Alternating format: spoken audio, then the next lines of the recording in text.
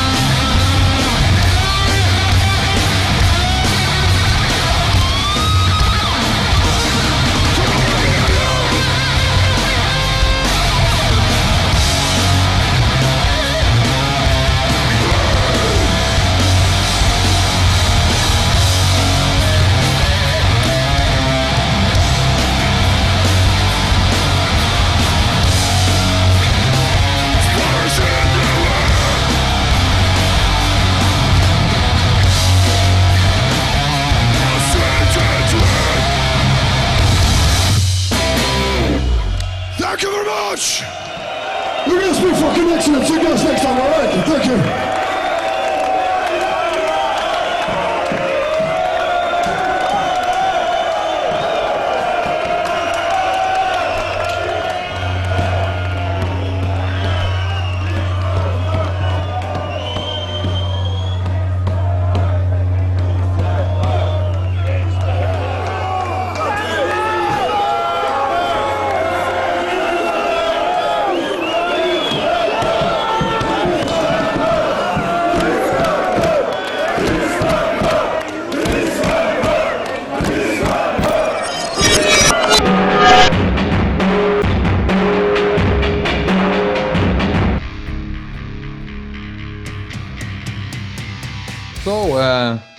My name is Elis and we have FEDE with us from Dismember, live from New York. How is life in the States compared to good old Sweden? I mean, like the biggest difference in the music scene, stuff like that. Well, you know, I've been working here for a couple of years now as a sound engineer, and it's different in the way that we have more venues here, but they are also very short-lived from time to time. because leases run out and all that, so it's hard to find new spots. And you know, Live Nation took over a lot of the mid-sized venues. AEG are owning some of them. I work for them too. So it's up and down, but it tends to be like when one venue closes down, another one opens up. So in that sense, it's a pretty good rotation. And apart from that, the music scene is very thriving. I mean, I made so many friends and met so many cool people here in such a short amount of time, you know, that it's really, it's very refreshing to see so many bands and so many venues, you know, hosting a lot of different kind of events and good shows. You know, there are shows every weekend or before the pandemic in a way. So it's a vital scene and I love it. And the people here are really cool. Like there is the majority of musicians and bands in New York City are really cool, I would say. And this was your third year in New York? Yes, I moved here in 2016. So it's the fourth year now. Yeah. Awesome. Was it the love or what was the reason to move? Yeah, it was love. I met a girl here in 2013 when I was on tour here with Nick Anderson's band Imperial State Electric. So we had a long distance relationship, me and Lauren, for a couple of years, and then I decided to move here. And we got married and all that. So yeah, it's great. I'm happy for you. Congrats. Amazing. Thanks. So about Dismember, first of all, what made you create Dismember in the first place?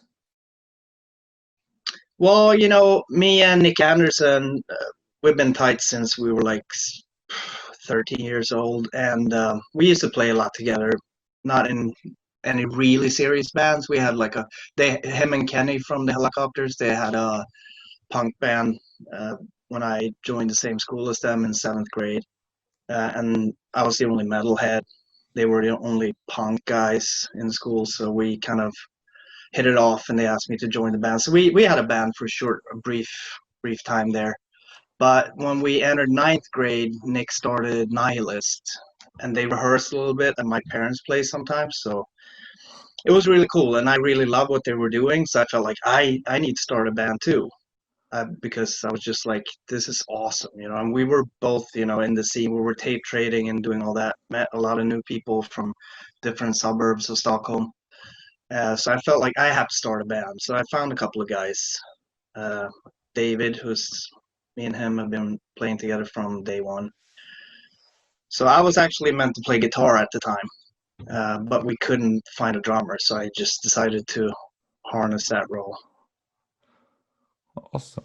And when you started to play live shows with Dismember, how was it like crowd-wise? Was it a lot of punks or was it heavy metal people? I mean, since death metal more or less weren't born. True. I mean, it was very mixed in the beginning. I mean, since we were underage, we could only play, you know, the occupied punk houses around Stockholm, which was great. We owe a lot to the punk scene of Stockholm. The death metal bands, I'd say, especially the first generation, because we couldn't, you know, no one would let us play. They didn't understand what kind of music we were playing.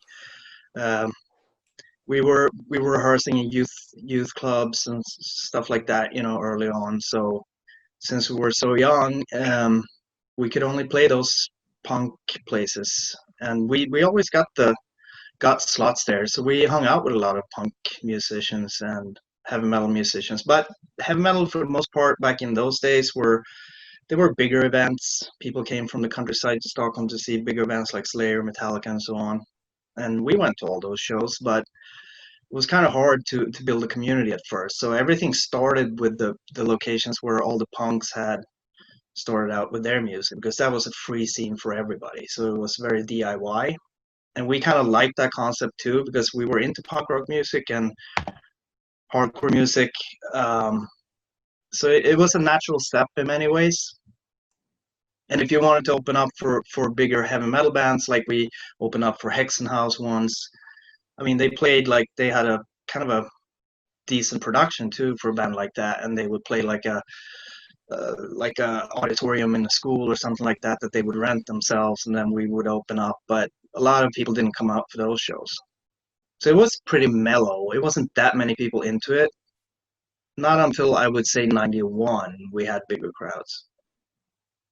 I remember you played in Växjö, Sweden in 2007, and the interest at that moment maybe wasn't that high. Why do you think people like worship Dismember nowadays and are maybe more open to it now than like in 2007? I don't know. I mean, there have been a couple of generations coming along, being into this kind of music, some generational shifts or what have you. I remember that show in Växjö in 2007. That was my last live show with Dismember before I quit the band. And it was pretty underwhelming to see that weren't that many people out for it. So I don't know. I mean, early 90s, a lot of people, it was a new thing. Magazines were talking about it. You know, people were curious, more or less. Then the black metal scene came along in the mid 90s and kind of overpowered all death metal, and death metal wasn't cool anymore. Early 2000s, we had kind of a revival. We started touring more, had more people at the shows and so on. More big festivals wanted us on and all that. But then there was a slight dip again, like in the mid 2000s, I feel like. And after I quit, I guess Dismember still had a good run, a great album out after that and so on. But now the interest seems to be a lot more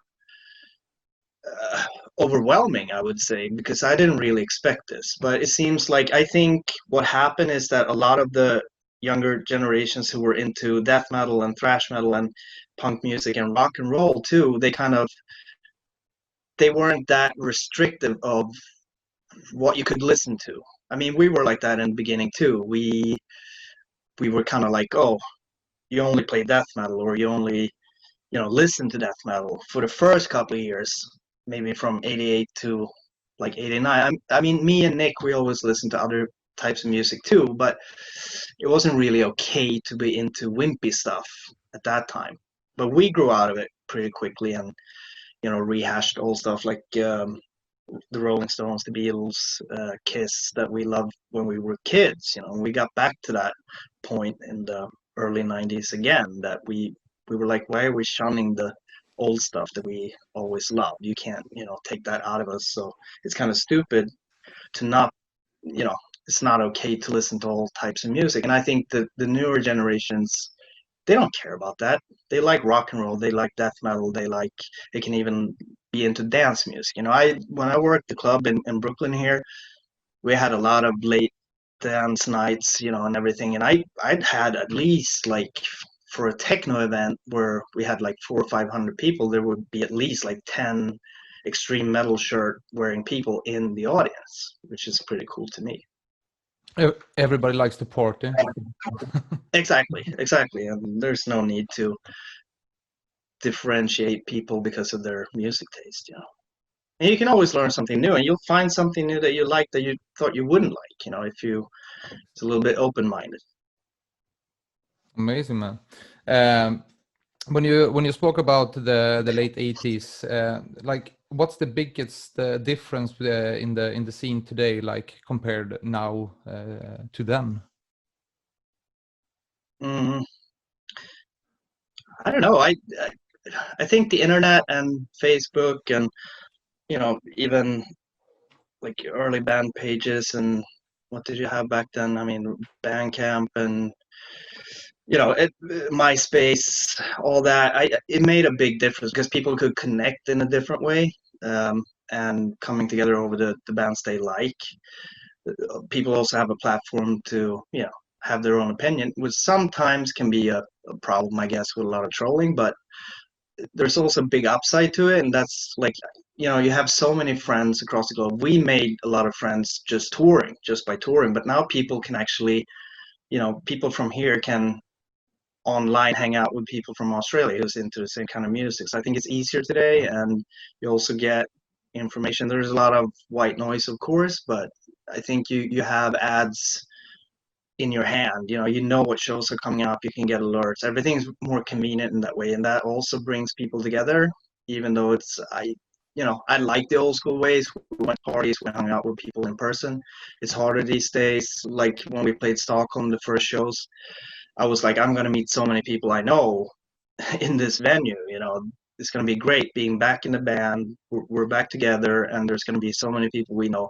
And I didn't have time to talk to a lot of people at all, which I was disappointed about that fact. And I think a lot of people who came to shows were also kind of disappointed that we didn't have more time to say hello, because we were always that kind of band that we wouldn't just hang out backstage. We would be out in the audience, we would watch the other bands, and we would hang out after the shows. But it was a little bit trickier this time, which, it is what it is.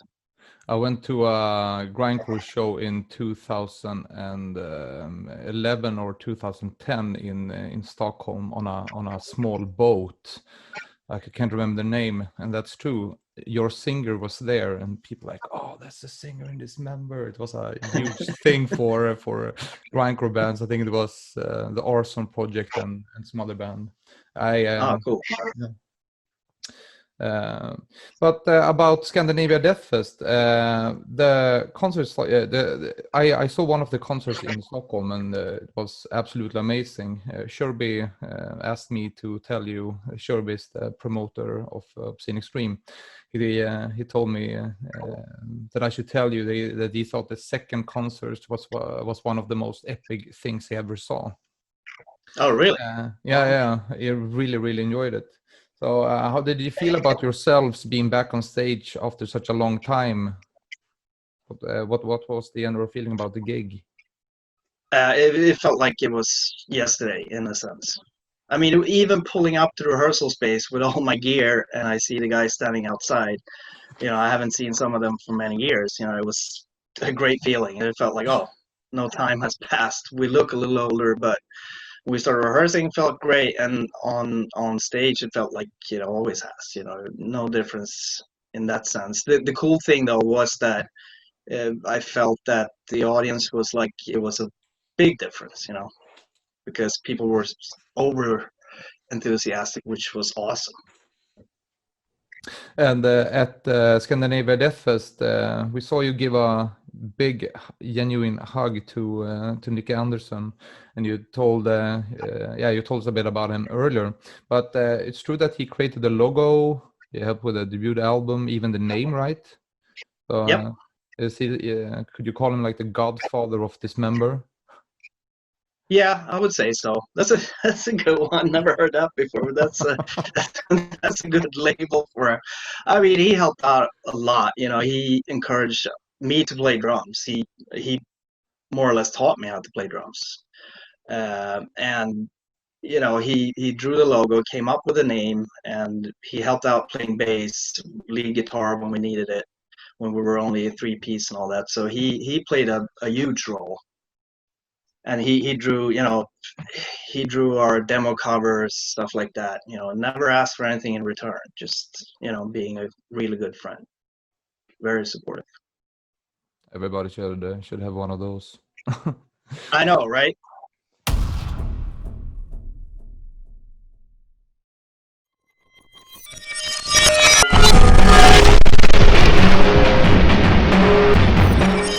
The song's called Last Laugh.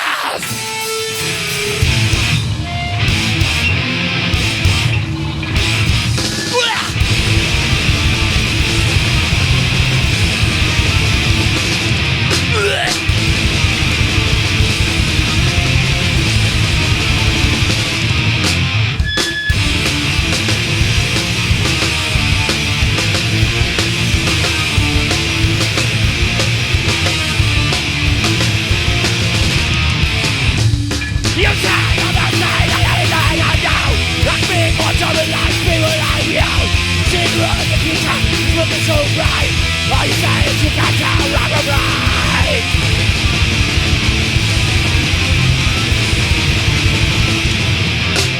Claps your hands, close the matter, early people judge them out. Last year's how did you get, this is gave me up real.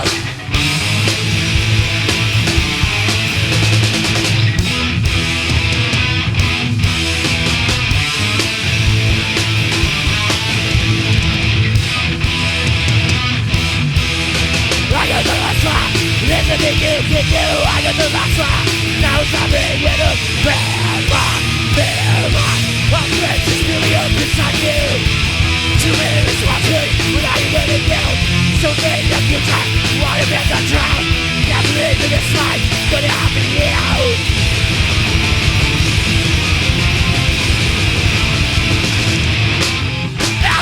Good as far, now the money's still on. Too listen to what you do, now I'm not stopped you.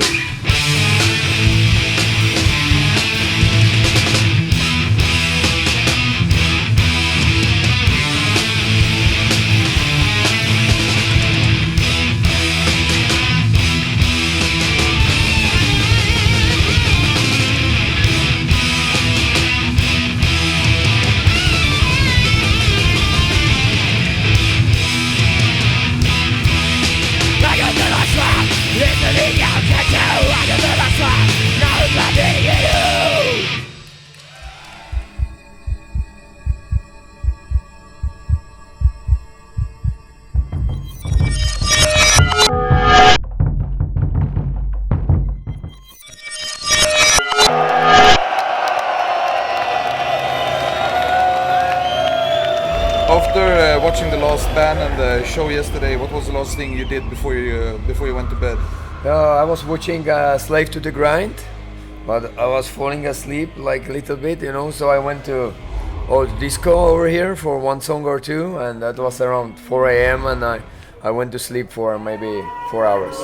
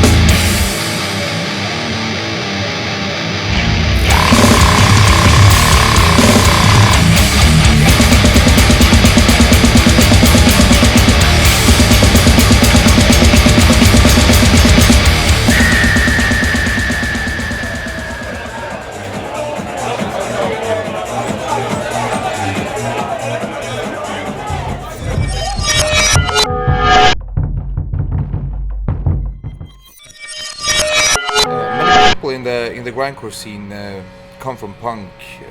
Where do you come from? Like, what's your history? Well, a mixture, both. I grew up on rock music. I'm sure a lot of punks probably did, you know, before. But then Shane, the bass player, always says we were always looking for the next extreme. And I think being from Birmingham, like GBH is from my town, you know, punk band. And once I discovered like GBH, after that, it was every punk band I could find, you know, Exploited, Discharge, Crucifix on the USA, and then onto the faster stuff like Siege, Infest. See, there's a lot of kids here that maybe got into Infest and Siege like because they're young, you know, so recently. We grew up with those bands, you know, they were part of us back then, you know, so So we were there kind of while these things were developing. So yeah, it just, I mean, it's easy to like categorize things. Oh, are you punk or are you metal? Well, no, actually I grew up on a mixture of different things, but probably punk was particularly important to me because of course punk, which has it's subjective like everything else, but to me it was always about a mixture of aggressive, vibrant, positive music still mixed with lyrics that were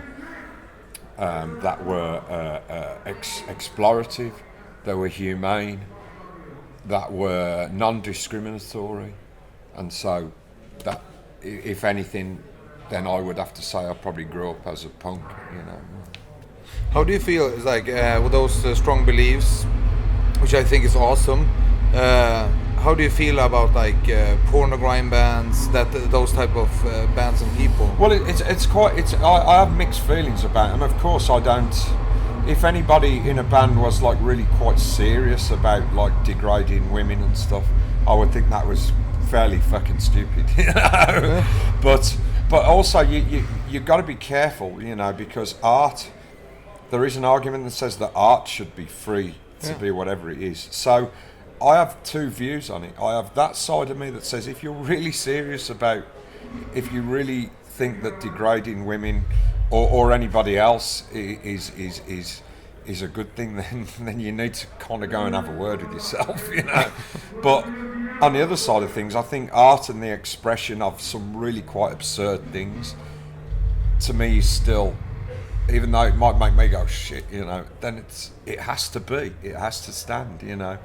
Like censorship is also a really bad thing, you know, so expression is a really important thing. So, you know, I think it's okay to have contradictory views on things sometimes, you know.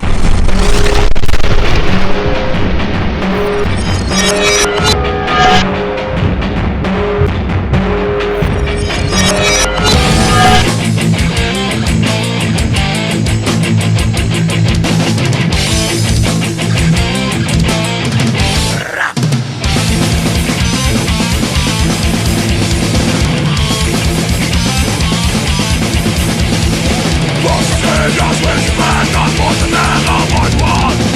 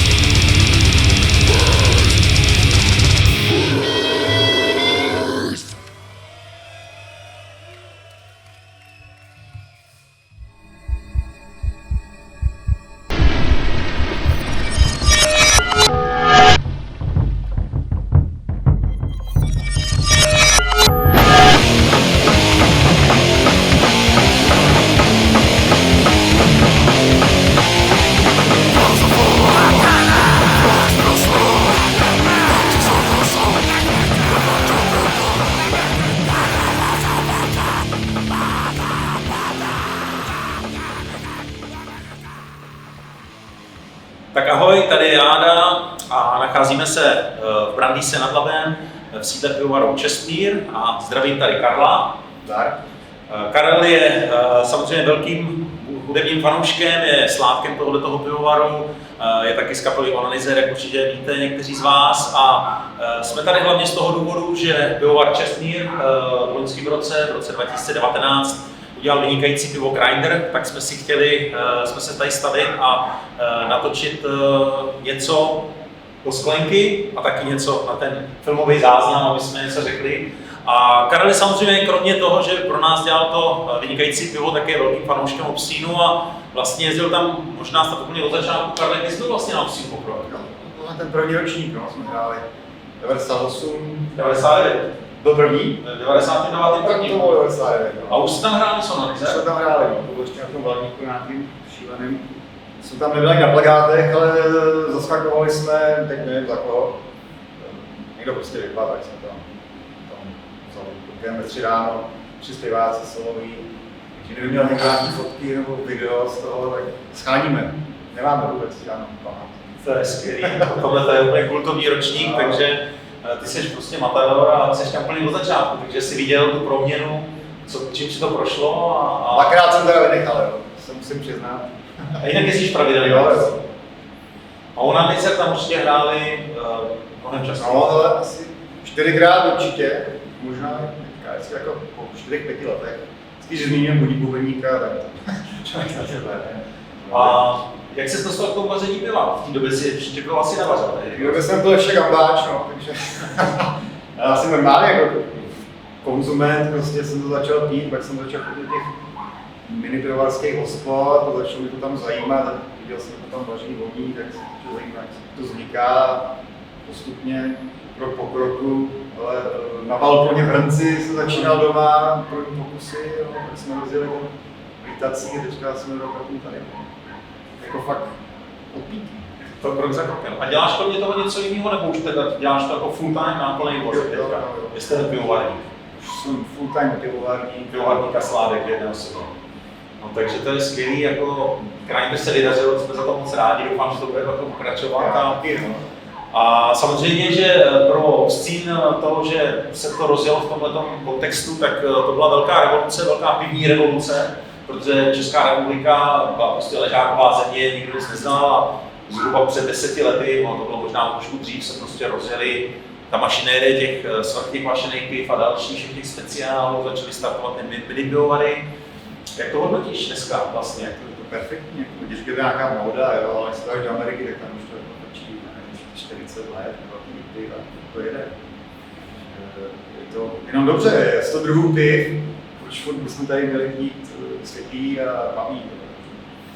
A samozřejmě, že víme, že vy jste velký fanoušci těch různých speciálů, ale vaříte vůbec ještě ležák, děláte nějaké ležáky? Jeden, druhý. Je spoustu tradičních pianů, který prostě pijou jenom ležáky. Musíme mít ten ležák, ale já jsem teda preferuji ty svrchní pašený, jako nejpy, ty statuty, ty věci. No, ale dobrý ležák je taky jako fajn.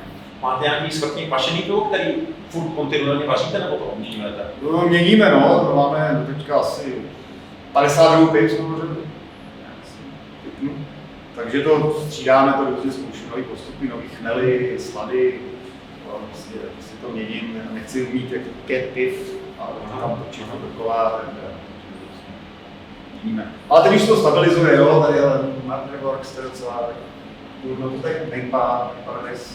Některý piva už jako jedeme častěji, že lidi už na to zvykli a tady se potom tomu se že to chtějí znova. Skvělý. A co černý pivo vaříte taky? Nebo? Ale taky, stouty miluju, takže už několik druhů stoutů jsme udělali. Baltic Porter 20 to nedávno, ale to se už prodává, že lidi se to trošku jako bojí, jo, takže taky vaříme, vždycky si uděláme jedno pivo, který je takový hůř prodejný a to si uděláme jako pro nás, ale ty stouty, když je 18 stout, tak to jako když horko, tak to se prodáš, no, to pije, kdyby to leží v té hospodě, radši 12 dají matinákou, mají rychle ještě hospodský, to spíš chtějí, ale jo, Viděli jsme tady v pivovaru samozřejmě, že máte vymakaný design etiket, takže vím, že to je pro vás taky důležitý a samozřejmě člověk neopomine ani ty skvělý názvy, které odkazují na tu metalovou scénu. Snažím se to tam pašovat, no, kolegové nejsou úplně grindeři, takže ale pár jich prošlo, no, Mother Wars, hlavně se mi neptej proč, protože jsem tady měl První republiku, tady byl Arise, tak jsem to musel vysvětlovat, když já mám Mother Wars, tak jako nevím, co bych měl dělat, jako skákat z Varnivelu. A jak jsou na tom tví kolegové pivovarníci, zbylí dva, ty mají pochopení pro grind a pro ty metalové názvy. Ale moc lidí nevím, jako pochopení možná mají, ale fanoušci asi ne, jako druhý kolega je spíš hardcore, je metalista starý. Jo, třetí teda spíš ska, ale už jsem to líbí třeba naposledy Dark Knight, říkal, že to je docela dobrý.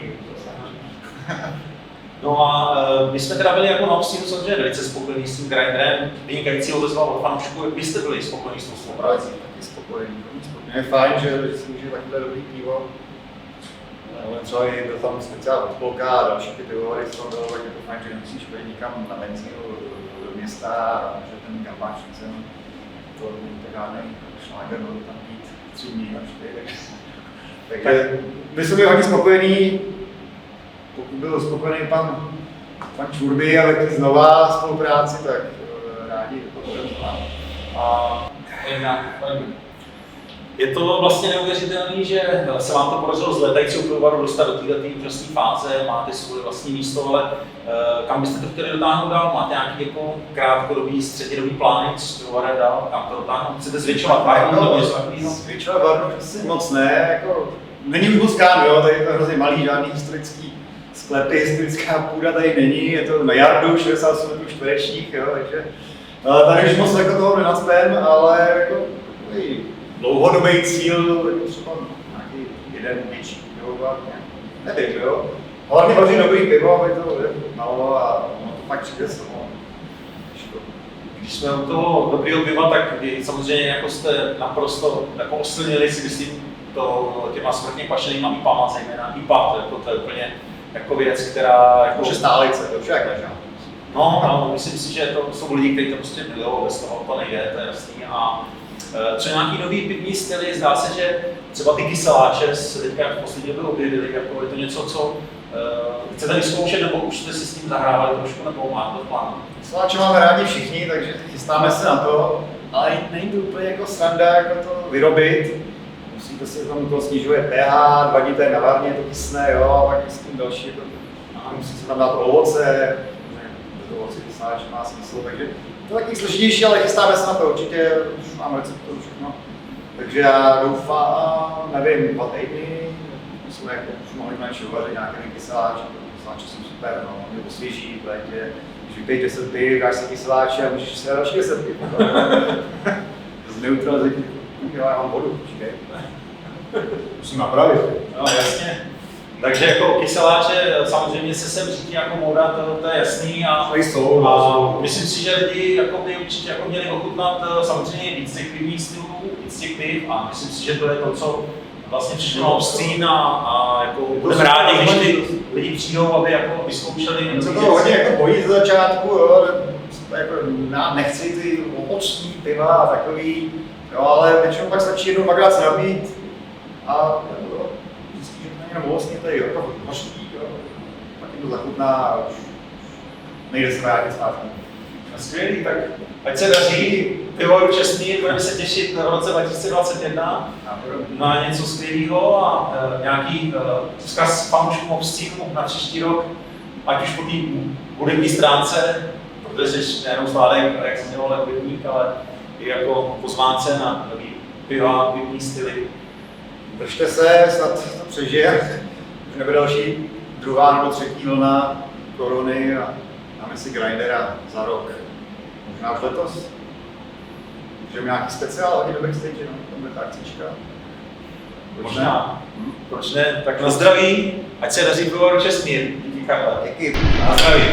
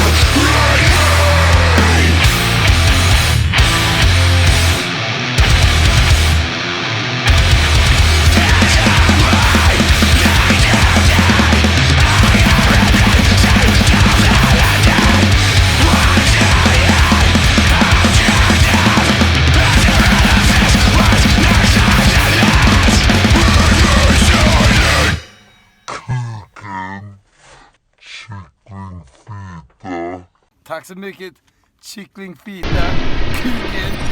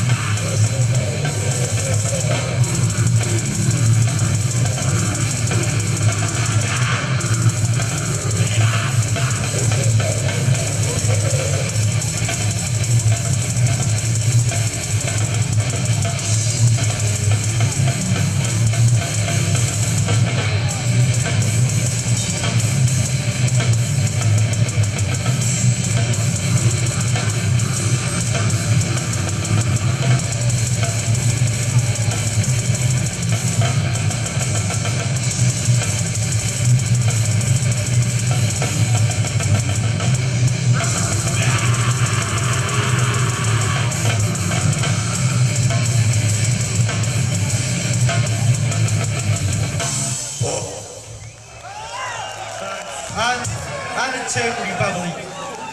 Czech is the best country.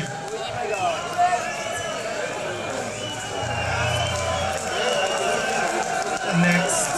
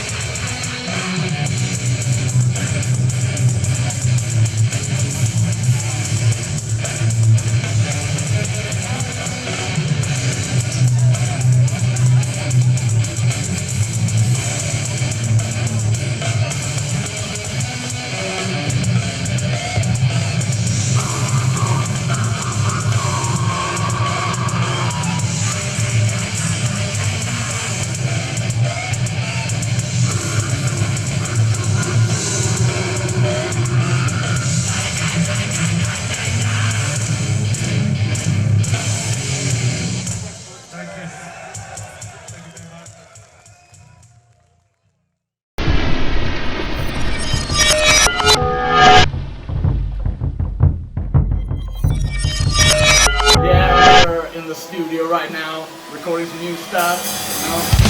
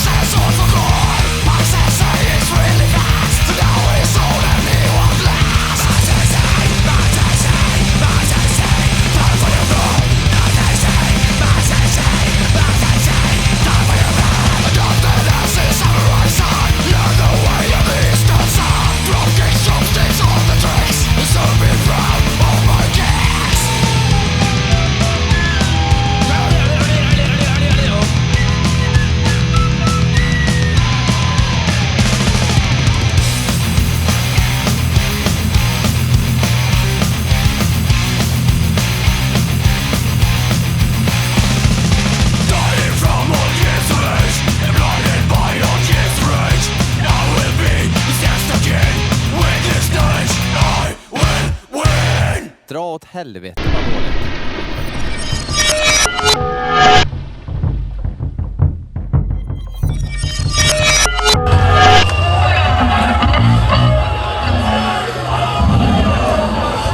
It's a killer from Chicago who had a place called the Black Hotel where he killed over 200 people. It's a song about Herman Mudgett. It's called Dr. Holmes.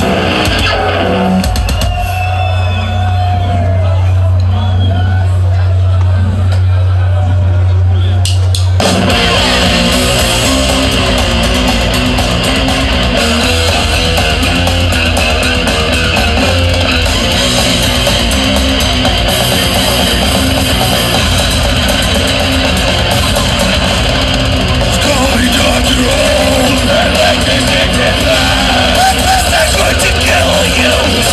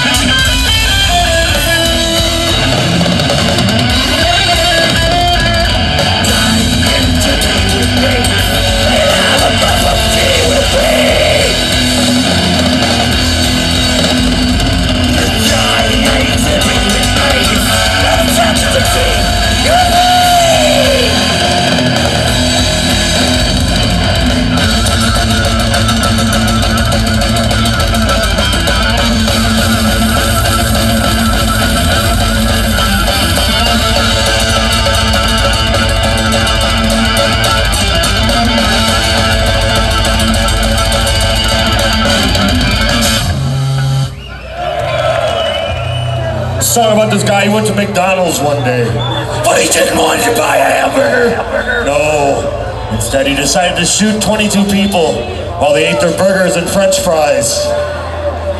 This one is about James Huberty. This one's called Big Massacre.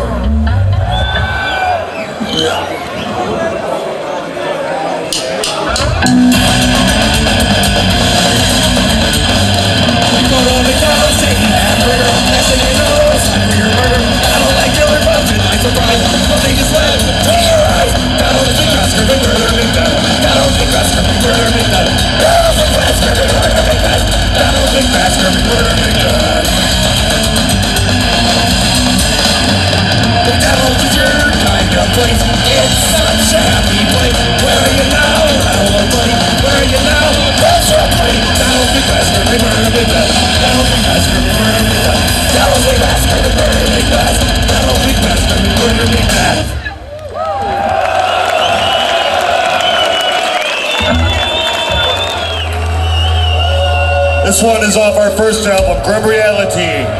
This is our last song here. It's a song about a man from Plainfield, Wisconsin, who would collect ladies' bodies and do various weird things with them. This is the guy Psycho is based on. This is the guy Texas Chainsaw Massacre is based on. This is the guy Silence of the Lamb is based on. It's a song called Etienne.